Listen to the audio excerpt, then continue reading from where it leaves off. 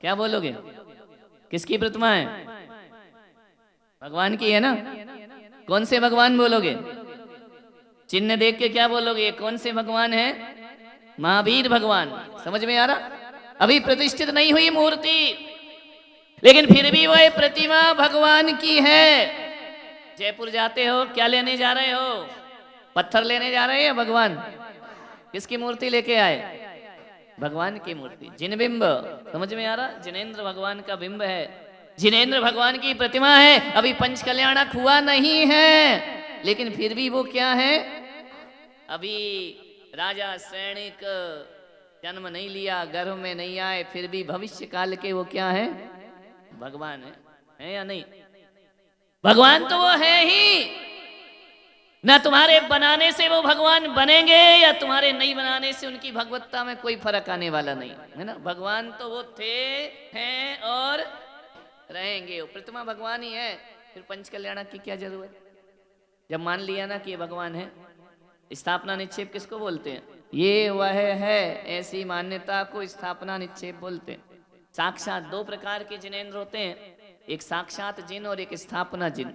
समझ में आ रहा? साक्षात जिन तो अपने पास है नहीं, जब मूल वस्तु का अभाव हो जाता है तो उनकी स्थापना जिस चीज में की जाती है वह स्थापना जिन कहलाते हैं। स्थापना से वो जिनेंद्र भगवान है। स्थापना क्या होती है? मान्यता। ये मेरे भगवान है, जैसा जिस दिन मान लिया, जैसे ही जयपुर में मूर्ति बन के तैयार हुई, लेकर के आप आ गए, उसी क्षण वो भगवान हो गए। मानने का नाम ही तो भगवान। मानो तो गंगा माँ है, नहीं तो बहता पानी। मान्यता का नाम। फिर ये करोड़ों रुपए खर्च क्यों हो रहे? फिर ये प्रतिष्ठाचार क्यों बुलाए गए? ये धर्माचार क्यों बुलाए गए? ये इंद्राणी क्यों बुलाए गए? वो तो भगवान बन चुके हैं। अभी उनका कोई अपमान कर सकता है क्या? जिनबिंब का भले प्रतिष्ठित ना हो, आप उनका तिरस्कार नहीं कर सकते। जो तिरस्कार करता है वो अधोगति का पात्र होता है।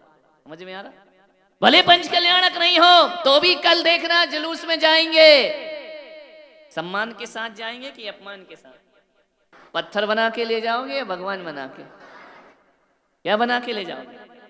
फिर 5 दिन क्या होगा? जब भगवान बन ही गए तो 5 दिन क्या होगा? बोलो। अरे जो बन गए आप कैसे बने? अरे मान लिया कि ये भगवान है तो भगवान है। ध्यान रखना, चौराहे पर कोई पुतला खड़ा रहता है, आपने कहा शिवाजी महाराज का है तो वो है, चाहे उसकी आप संस्कार करो या वो तो है। फोटो में, एल्बम में तुम्हारे पिताजी ऊपर गए, उनकी फोटो लगी, क्या बोलोगे? कौन है ये? क्या बोलोगे? मेरे पिताजी हैं। कागज पिताजी होता है क्या? है? फिर कैसे बोल रहे मेरे पिताजी हैं? ये तो कागज है। फोटो में पिताजी होते हैं क्या? बोलिए। लेकिन फिर भी क्या उनका अपमान करोगे? उनका तिरस्कार कर सकते हो? उनको जमीन पे पटक सकते हो? उस कागज पे भी कोई उंगली उठा दे, रंग फेंक दे तो आपको क्रोध आ जाता है। क्यों? मेरे पिता का क्या कर दिया आपने? अपमान कर दिया। ये क्या है? तदाकार स्थापना। स्थापना अपने भावों में हमने उन्हें पिता मान लिया है, हमने भावों से उन्हें भगवान मान लिया है। फिर ये 5 दिन क्या है? बड़ा अच्छा वर्णन प्रतिष्ठा आदि ग्रंथों में मैंने पढ़ा है कि कहा है कि ये पंच कल्याणक भगवान बनाने के लिए नहीं है, भगवान तो वो है ही। पंच कल्याणक क्यों होते हैं? ये प्रतिष्ठा क्यों होती है? मूर्ति में अतिशय पैदा करने के लिए। किस लिए होती है? किस लिए होती है? उस भगवान में अभी निरतिशय भगवान है, और जब इन पर संस्कार, प्रतिष्ठाचार और सौधर्मेंद्र और धर्माचार के द्वारा होते हैं तो वो निरतिशय प्रतिमा सातिशय प्रकट उसके अंदर हो जाता है, और वह अतिशय प्रकट करने के लिए इतना बड़ा आयोजन होता है। समझ में आ रहा? इसलिए हो रहा है भगवान बनाने के लिए निरतिशय मूर्ति को क्या बनाना है। इसीलिए गर्भ कल्याणक में जन्म के अतिशय, केवल ज्ञान के अतिशय, सारे अतिशय के संस्कार होंगे ना। पूरी पंच कल्याणक प्रतिष्ठा मंत्र, तंत्र और यांत्रिक विधि है। उससे भगवान में क्या किया जाता है? प्रकट, अतिशय प्रकट, सातिशय मूर्ति। ध्यान रखना, अतिशय पैदा करने के लिए पंच कल्याणक होते हैं। जितने पवित्र भाव से आप संस्कार करेंगे, धर्माचार्य, प्रतिष्ठाचार्य, यजमान, ये तीन अभी पंडित जी ने बताए ना, ये तीन से ही होती है प्रतिष्ठा। समझ में आ रहा? ये तीन इतने शांत, इतने सरल, इतने भद्र परिणामी होना चाहिए। और समाज से भी निवेदन है, इन तीन को गुस्सा नहीं दिलाना। समझ में आ रहा कि नहीं आ रहा है? ये तीन की परिभावना, इन तीन के परिणाम, इन तीनों की भक्ति इस तरह से होना चाहिए कि पाषाण का निरतिशय भगवान सातिशय बन करके खड़ा हो जाए। क्योंकि सारी विधि उनको ही करना है। बाहर का नाटकीय दृश्य अलग होता है, अंदर के विधि विधान अलग होते हैं। यदि प्रतिष्ठाचार को बुलाया है, मुनियों को बुलाया है, महत्वपूर्ण नाटक नहीं होता, महत्वपूर्ण अंदर की क्रियाएं, विधि विधान होता है। पूरा बल लगा देते हैं, पूरी शक्ति लगा देते हैं, पूरी ताकत लगा देते हैं। आचार्य अपनी तपस्या लगा देता है, प्रतिष्ठाचार अपनी मंत्र साधना लगा देता है, और सौधर्म इंद्र जो होता है वह अपनी पूरी भक्ति की ताकत झोंक देता है। तब जाकर किसी पाषाण की मूर्ति में भगवत्ता के अतिशय प्रकट हुआ करते। ये बच्चों का खेल नहीं है, ध्यान रखना। एक अतिशय पैदा करना। अतिशय कैसे आते हैं? मंत्र से। कैसे आते? तुम कितना भी स्नान करके आओ, घर से पूजा शुद्ध वस्त्र पहन कर आओ, फिर भी अभिषेक के पहले शुद्धि होती है। ओम अमृतम अमृतम वर्षणे अमृतम श्रावय श्रावय बोला जाता है कि नहीं? क्यों? तुम नहा धो के तो आए हो, फिर बाद में शुद्धि क्यों की जा रही दोबारा तुम्हारी? बोलो। मंदिर में करते ना, हस्त प्रक्षालनम करोमि, सर्वांग शुद्धि करोमि। अरे हम शुद्ध ही होके आए हैं, स्नान करके आए हैं, सोले के वस्त्र पहन करके आए हैं। बोले कितने भी पहन करके आ जाओ, कितना भी किसी को टच मत करना, तो भी क्रिया के पहले आपकी सर्वांग शुद्धि करना अनिवार्य है। क्योंकि जैन दर्शन कहता है कि जल स्नान से ही शुद्धि नहीं होती है। जब तक उस जल में मंत्र स्नान नहीं किया जाता है, तब तक शुद्धि मानी नहीं जाती। मंत्र स्नान, समझ में आ रहा? ये सब प्रतिष्ठाचार्य जी कराएंगे। मंडप की शुद्धि, कितना भी स्वच्छ स्थान हो, कितना भी पवित्र स्थान हो, मंडप शुद्धि वहां होना जरूरी है। वस्त्र शुद्धि होना जरूरी है। कितने भी सोले के वस्त्र हो, जब तक इनके छींटे नहीं पड़ेंगे मंत्रों के द्वारा, तब तक आप शुद्ध नहीं माने जाएंगे। मंत्र ही शुरू हो जाएंगे कल से, ध्यान रखना। जैसे ही प्रतिष्ठे बिंब पांडाल में पहुंचे, मंत्र की साधनाएं प्रारंभ हो जाती हैं। और गर्भ से लेकर मोक्ष तक पूरा पंच कल्याणक मंत्र के अलावा और कुछ भी नहीं हो। सूर्य मंत्र से भगवान में केवल ज्ञान प्रकट हो जाया करता है। सच एक एक कल्याणक के मंत्र आरोपित उस प्रतिमा में किए जाएंगे, पूरी साधना के साथ किए जाएंगे, पूरी पवित्रता के साथ किए जाएंगे। सारे देवी देवताओं को बुलाया जाएगा, देवागम विधि होगी। कितने भी बोली लेके इंद्र बन जाओ, जब तक प्रतिष्ठाचार इंद्र स्थापना नहीं करेगा, इंद्रों का देवागम विधि नहीं होगी, बोली लेने से इंद्र नहीं बना करते हैं। मंत्र साधना से इंद्र बन करके खड़ा हो जाया कर। मांत्रिक साधना। अभी इंद्र थोड़ी हो, तो अभी तो फलाने चंद ढिकाने चंद ये हो। कल से आपका ये नाम खत्म हो जाएगा, आपका नाम बदल दिया जाएगा। कल से आपको सौधर्म इंद्र कह करके बुलाया जाएगा। कल से कौन बना है सौधर्म इंद्र? क्या नाम है? महिपाल छोड़ो, बोलो ना मैं सौधर्म इंद्र हूं। अब इस तुम ही मानने को तैयार नहीं तो पब्लिक क्या मानेगी? बैठ जाओ, है ना? कल से कोई महिपाल नहीं है, कोई जाति नहीं, कोई पंथ नहीं, कोई गोत्र नहीं, कोई मनुष्य गति नहीं। भगवान की प्रतिष्ठा मनुष्यों के बस की बात नहीं, देवों के बस की बात हुआ करती है। वो आकर के किया करते। कल से तुम्हारा गोत्र खत्म। इंद्र प्रतिष्ठा होने के बाद आपको सूतक नहीं लगेगा, पातक नहीं लगेगा, कुछ भी नहीं लगेगा, क्योंकि अब आप मनुष्य नहीं, कल से आप देवता बन करके खड़े हो जाएंगे। तो आचरण कैसा होना चाहिए? देवों जैसा या मनुष्य जैसा? देव कैसे रहते हैं? मारपीट, फाइटिंग, कालर आलर, मानव, ये सब नहीं। समझ में आया? सौम्य होते हैं देवता, है ना? सहन करना है सब कुछ, सौम्यता का प्रदर्शन करना है, सौम्यता का अनुभव करना है अपने भीतर में, सौभाग्य को जगाना है। ना जाने कौन से जन्म में कौन सा पुण्य कर लिया था जो मुझे सौधर्म बनने का अवसर प्राप्त पुण्य का फल है ये, हर किसी के बस की बात। अरे पैसा तो वेश्या के पास भी होता है, लेकिन वो पैसा किसी काम का नहीं हुआ करता है। पैसा तो वो होता है जो जिनेंद्र भगवान की प्रभावना में खर्च किया जाता है, वो धन धन होता है, वो धन धन्य हो जाता है। धन्य बनाए अपने जीवन को, ध्यान रखना। ये मत सोचना कि पैसों से हम सौधर्म इंद्र बन गए, नहीं, पैसा तो और लोगों के पास, बंबई में किसके पास नहीं है, लेकिन भगवान उसे ही चयन करता है जिसके कल्याण का समय आ जाया करता है, उसे ही ये सब करने का अवसर। तुम्हारा कल्याण का अवसर आ गया, उद्धार का अवसर आ गया है, ध्यान रखिए। ये समझो कि हमारा अब संसार कम होने वाला है। जिनेंद्र भगवान की सेवा, जिनेंद्र भगवान की भक्ति, ऐसे तीर्थंकर परमात्मा, उनके कल से सारे मंत्रोच्चार विधि होगी। विचार करिए जरा, प्रतिष्ठा ग्रंथों को देखिए, कितने सारे देव होते हैं। मोक्ष कल्याणक के बाद देवी देवता सब वापिस चले जाएंगे, दो ही रहेंगे, यक्ष यक्षिणी। समझ में आ रहा? बाकी सब चले जाएंगे। उन दो को सौधर्मेंद्र छोड़ के जाता है। आप यहीं रहोगे, इस शासन के आप यक्ष यक्षिणी रहोगे, और आपको इस शासन में धर्म की प्रभावना में सहायक बनना, ये ड्यूटी सौंपी है। समझ में? यक्ष यक्षिणी तो व्यंतरों का भेद है, लेकिन ये व्यंतर नहीं है। जिन शासन के यक्ष यक्षिणी जो होते हैं वो व्यंतर जाति के नहीं होते हैं। यक्ष राक्षस भूत पिशाच ये व्यंतर हैं, लेकिन यहाँ पर जो यक्ष यक्षिणी शासन देवी बनते हैं वो भवनवासी देव बना करते हैं। और पूरे पंच कल्याणक में सबसे ज्यादा सहयोग यदि चारों निकायों में किसी का होता है, भवनवासियों का सबसे ज्यादा।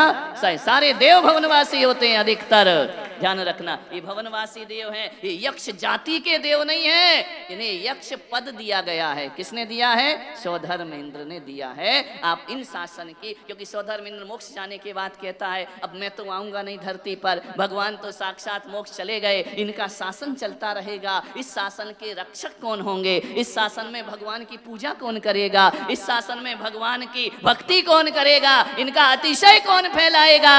उसके लिए भवनवासियों में से यक्ष यक्षिणी की नियुक्ति सौधर्म इंद्र करके जाता है। वो यक्ष यक्षिणी का मतलब ये होता है कि सारे देवी देवताओं का प्रतिनिधित्व जो उनके शासन में करते हैं, वो यक्ष यक्षिणी उस तीर्थंकर के सारे देवी देवलोक, पूरे असंख्यात देवी देवताओं की स्थापना यक्ष यक्षिणी में कर दी जाती है। ये बहुत सुंदर वर्णन है प्रतिष्ठा ग्रंथ को यदि आप पढ़ेंगे। प्रतिष्ठा ग्रंथ को लोग जानते नहीं हैं, अवलोकन नहीं करते हैं, पढ़ते नहीं हैं, केवल नाच गाना झूमना देखना, नाटक नौटंकी। बड़ा मजा आया पंच कल्याणक में। बोले क्यों? भोजन बहुत अच्छा था। ये पंच कल्याणक है, क्या व्यवस्था थी रुकने की, मजा आ गया, बड़ी भीड़ हुई, बड़े अच्छा पंच कल्याणक। ध्यान रखना, भीड़ और भोजन से, व्यवस्था से पंच कल्याणक नहीं होता है, विधि विधान से भगवान का पंच कल्याणक हुआ। विधि देखी, 5 दिन में तुमने सीखा, इतने पंच कल्याणक देखे, कभी सोचा विचारा किया कि विधि क्यों हो रही है, इसका क्या महत्व है, इसका क्या फल है? 117 कलशों से शुद्धि होती है भगवान। समझ में आ रहा? तब विधि विधान होंगे, समय समय पे पंडित जी भी आपको बताएंगे। हकीकत में देखा जाए तो मेरा जो आनंद होता है ना पंच कल्याणक में, अंदर की विधि में आनंद, कैसे कैसे एक एक चीज भगवान पर आरोपित की जाती है, कैसे एक पाषाण की प्रतिमा को सातिशय जिनबिंब बना दिया जाता है। अतिशय केवल ये 3 लोग ही नहीं बनाएंगे, आप सबको भी बनाना है। पंच कल्याणक प्रतिष्ठा है, आपको लगता है कि पंडाल में कचड़ा पड़ा है, ये मत बोलना कि कमेटी ने क्या किया, क्या व्यवस्था दी। बारात में नहीं आए हो, भगवान की प्रतिष्ठा करने के लिए आए हो, ध्यान रखें। शादी विवाह के लिए थोड़ी एकत्रित हुए हो, सौभाग्य के लिए नहीं आए हो। आपको लगता है कचड़ा पड़ा है, गंदगी है, यदि आप जिनेंद्र भगवान के भक्त हैं, बोलने की जरूरत नहीं, अपने हाथ से उठाओ और फेंक दीजिए। यहाँ कोई ऑफिसर बन के थोड़ी आए हो, भगवान की भक्ति कर रहे हो, अपने समाज का काम है, अपने धर्म का काम है, जिन शासन का काम है। कमियों को देखना जरूरी नहीं है, भोजन में 1 आइटम कम हो जाए चलेगा, लेकिन भगवान की भक्ति हमारी 1% भी कम नहीं होना चाहिए। तो हमारा जाना शादी विवाह में थोड़ी आए कि शाही भोजन चाहिए, शाही ये चाहिए, जैसी व्यवस्था वैसा देखिए। मुख्य कारण भोजन साधन है, लेकिन भजन साध्य हुआ करता है, साधना साध्य हुआ करती है, भोजन नहीं हुआ करता है महत्वपूर्ण। कोई भी गलती किसी से हो जाए, लड़ाई झगड़ा करने की जरूरत नहीं, मेरा नाम नहीं लिया, अरे पागल तेरा नाम लेने के लिए करोड़ों रुपए खर्च नहीं कर रहे हैं, भगवान का नाम ले, तेरा कल्याण अपने आप हो जाएगा। मेरा सम्मान नहीं, अरे भगवान का सम्मान कर, अपना क्या सम्मान कराता है। ध्यान रखिए, विचार करिए, कोई भी विवाद नहीं, बिल्कुल निर्विकल्प शांति से पवित्र भावों से भगवान के पंच कल्याणक संपन्न होना चाहिए। क्योंकि हमने सुना है भगवान का वो अतिशय होता है, उनके चरणों में शेर गाय भी एक घाट पर पानी पीने लगते हैं, उनके चरणों में आकर विपरीत प्रकृति वाले जीव एक हो जाया करते हैं। सत्येषु मैत्रीम, सारे जीव मित्रता के भाव को धारण कर लिया करते हैं। और यदि तुमने मित्रता का भाव नहीं जगाया तो समझना तुम अभव्य हो, जो समोसरण से बाहर से लौट करके वापिस आ गए। परिणाम बदलना चाहिए। मान्यवर, भगवान में वो ताकत है, शेर गाय को एक घाट पे पानी पिला सकते हैं, मुझ में वो ताकत नहीं है, वो अतिशय मुझ में नहीं है, लेकिन मैं अपने प्रवचनों से, अपनी प्रेरणा से शेर गाय को भले एक घाट पे पानी ना पिला पाऊं, लेकिन दो लड़ने वाले भाइयों को एक थाली में भोजन करा सकता हूं। इतना अपने जीवन में संकल्प करिए। कल से आप बिल्कुल अपने नाम आम भूल जाइए, कल से सब राजा सिद्धार्थ की प्रजा होगी। ध्यान रखें, जो प्रजा अपने को समझेगा वो पुण्य कमाएगा, और जो ऐसे ही समझेगा हम पैसे वाले, हम ये, एक तरफ रखो ये सब चीजें, इन चीजों की भगवान को कोई जरूरत नहीं है। ध्यान रखना, जीवन का कल्याण, कषाय भाव का नाश, कल्याणक भगवान का नहीं, अपना होना चाहिए, अपना कल्याण होना चाहिए, अपने जीवन का उद्धार होना चाहिए। पवित्र भावनाएं रखो। महिलाएं पंडाल में बैठ के गपशप मत लगाओ कि ये नहीं आई, वो नहीं आई, तेरी साड़ी ऐसी, तेरा वैसा, तेरा गहना कैसा, तेरी बहू कैसी। अरे जब भी समय मिले, ओम ह्रीं नमस्या उषा नमः, ओम ह्रीं नमस्या उषा नमः, ओम ह्रीं नमस्या उषा नमः, मंत्र जाप करते रहो। बैठे बैठे गप नहीं लगाने का। पूरे पंडाल में कार्यक्रम हो रहा है, आपका मन नहीं लग रहा, जाप करो बैठ करके। खाली बैठे हो, जाप करो। अकेले इंद्राणी कोई जाप नहीं करना है, पूरा पंडाल जाप करेगा। प्रतिमा पर अतिशय अपने आप प्रकट, तुम्हारी बातों से अतिशय प्रकट नहीं होगा, गप लगाने से। भगवान की माला जपते रहो। हर व्यक्ति का कर्तव्य है, हमारा जिनमें इतना अतिशय वाला होना चाहिए, इतना अतिशय उनके अंदर प्रकट हो। सारा अतिशय मंत्रों के द्वारा प्रकट होता है, सारा अतिशय मंत्र जपोगे। इतना ध्यान रखना, जब जब मंत्र जपोगे तब तक पापों से मुक्त रहोगे। ध्यान रखना, पवित्र आत्मा बन करके वहां बैठिए, जपते रहो, अरिहंत सिद्ध बोलते रहो। अरिहंत से जिसको जो जो जपना है, जिसको नमोकार जपना नमोकार जपो, असिया उषा जपना है वो जपो, अरिहंत सिद्ध बोलना है वो बोलो।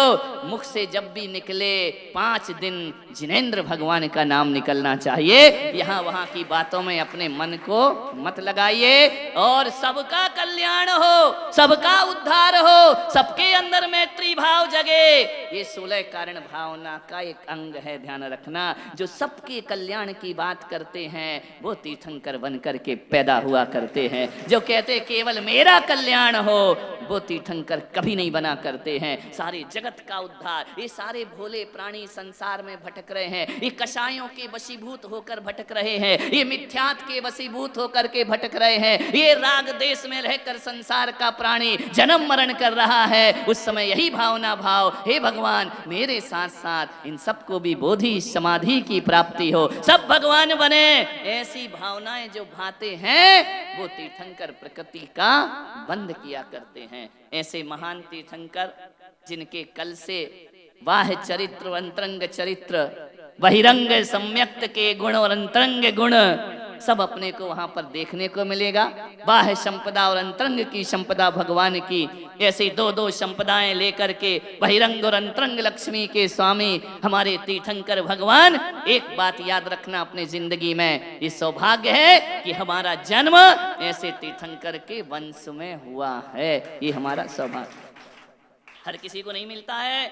तीर्थंकरों के वंश में पैदा होने का अवसर ये हमको प्राप्त हुआ है। रोम रोम एक एक दृश्य देख करके रोम रोम रोमांचित हो जाना चाहिए। आप क्या अपने को सम्यक दृष्टि समझते हो? कहाँ बालक तीर्थंकर को सौधर्म इंद्र देखता है, रोम रोम रोमांचित होता है और 1008 नैनों से भगवान के दर्शन किया करता है। वो एक सम्यक दृष्टि होता है। ध्यान रखिए, विचार करिए, एक एक क्रिया को क्या कहा है कि सची सेवा नहीं कर सकती, भगवान की भक्ति करती है। लेकिन मालूम है जब अष्ट कुमारिकाएं सेवा करती हैं माता की, रात्रि में शयन में जब सेवा चलती है, सची इंद्राणी अदृश्य रूप में रूप बदलकर माता की सेवा करने पहुंचा करती है। स्वर्ग से आकर के अदृश्य रूप में आती है, उसका मन नहीं लगता है स्वर्ग में, जिनेंद्र जननी की सेवा में अपने जीवन को लगाती है। 15 महीने रोज आती है सची इंद्राणी, ध्यान रखना डेली, लेकिन किसी को दिखाई देती, उसकी ये भक्ति भावना ही उसे इंद्र से पहले निर्वाण की प्राप्ति करा दिया करती है। ध्यान रखना, छिप छिप कर देवता आते हैं, क्योंकि सबकी एक मर्यादा है। कौन सेवा करेंगे वो देव अलग हुआ करते हैं, कौन भक्ति करेंगे वो देव अलग हुआ करते हैं, लेकिन उन सम्यक दृष्टियों का लोभ संवरण नहीं हो पाता है। वह रूप बदल के अदृश्य रूप में माता की, भगवान की सेवा करने के लिए वहां पर पहुंच जाया करते हैं। चित्त उनका भगवान के चरणों में लगा रहता है। ऐसी इंद्राणी कह देते हो, इंद्राणी पहले मोक्ष जाती है, एक भवतारी होती है, पूरे जीवन में पंच कल्याणक के अलावा वो करती क्या है? आज यहाँ भले भरत क्षेत्र में पंच कल्याणक नहीं है, विदेश क्षेत्र में तो पंच कल्याणक चल ही रहे। सौधर्म इंद्र और इंद्राणी पूरा जीवन के अपनी आयु का 90% भाग भगवान के कल्याणकों में गुजारा करते हैं, तब जाके एक भवतारी हुआ कर। एक ही इंद्र थोड़ी करता है एक भगवान के पंच कल्याण। यदि 170 इंद्र भगवान भी तीर्थंकर जन्म ले ले तो वही सौधर्म इंद्र 170 जगह क्रियाएं एक साथ किया करता है। ध्यान रखना है, तब जाकर इतनी विशुद्ध परिणाम सौधर्म इंद्र के होते हैं। उसे भोग भोगने का समय ही नहीं मिलता है, सारा समय उसका भगवान की पूजन भक्ति। अष्टानिका आ गए, नंदीश्वर दीप चले गए, तीर्थंकर का जन्म हुआ, कहीं जन्म हो रहा है, कहीं तप हो रहा है, कहीं केवल ज्ञान हो रहा है। विदेश क्षेत्र में कुछ ना कुछ कल्याणक रोज चलते रहते हैं। इन इंद्राणी भगवान की भक्ति करते रहते हैं। आओ वैसी ही भावना बनाकर हम भगवान की प्रतिष्ठा करें, अपने जीवन को धन्य करें। अतिशय मूर्ति में प्रकट हो या ना हो, अतिशय हमारे जीवन में प्रकट होना चाहिए। हमारी जिंदगी में हमारा बोलचाल बदल जाना चाहिए, हमारा स्वभाव बदल जाना चाहिए, हमारी कषायों की परिणति बदल जाना चाहिए, तो समझना हमने पंच कल्याणक में आकर अपना जीवन धन्य किया है। तो सारी क्रियाएं, कल से एक एक क्रिया को देखो। ये नहीं कि नाटक नहीं चल रहा तो चलो थोड़ा घूम लेते हैं मेले ठेले में, वो मत देखो। चुपचाप बैठे बैठे देखते रहो क्या क्रिया मंच पर चल रही है, कौन सी क्रिया प्रतिष्ठाचार्य जी करा रहे हैं, कौन सी क्रिया महाराज करा रहे हैं, कौन सी क्रिया सौधर्म इंद्र कर रहा है। देख देख के नयनों को तृप्त करते रहो, समझ में आएगा, सब देखते रहोगे। टकटकी लगा कर देखो, भगवान की तरफ देखते रहो, यहाँ वहां गप लगाने की। जैसे अभी मुझे देख रहे हो ना, तब अभी कहाँ देख रहे हैं, हमको तो देख रहे हैं ना। तो ध्यान रखना, कल से भगवान को सबको देखना है। एक एक विधि समझ नहीं आ रही समझ में, पंडित जी से पूछ लो, बहुत सारे पंडित जी लाए, कोई से भी पूछ लो, है ना, कि ये क्रिया क्यों हो रही है, इसका कारण क्या होता है, इसका लक्ष्य क्या होता है। जब तक उन क्रियाओं का ज्ञान नहीं होगा तब तक वो क्रिया कांड दिखाई देता है, लेकिन जब समीचीन ज्ञान हो जाता है वो क्रिया हमारे कल्याण में कारण बन जाया करती है। उसका ज्ञान प्राप्त करो, उसको जानो, गर्भ कल्याणक है तो क्यों है, क्या क्या उसमें विधि विधान हो रहे हैं। अधिवासना विधि, जलाधिवासना विधि, सारी विधियां, भद्र कुंभ स्थापना विधि, ये सारी विधियां आप देखेंगे और एक एक को समझने का प्रयास करो। एक एक समझ लो कि ये पंच कल्याणक ज्ञान अर्जन करने की एक पाठशाला है।